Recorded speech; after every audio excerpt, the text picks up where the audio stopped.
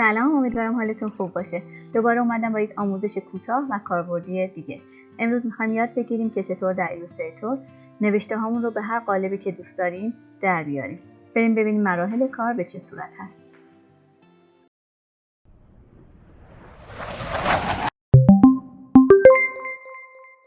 خب اول از همه باید قالبمون رو آماده کنیم. قالبمون رو میتونیم با ابزار پن به طرح دلخواهتون بکشیم یا ابزار براش یا اینکه از شیپ‌های آماده استفاده کنیم که اینجا من از الیپس استفاده میکنم. بعد از اون نیاز هست که نوشتمون رو بنویسیم. نکته‌ای که اینجا داره اینه که این لایه نوشتمون باید زیر لایه شیپمون باشه. حالا هر دو رو با هم انتخاب میکنیم.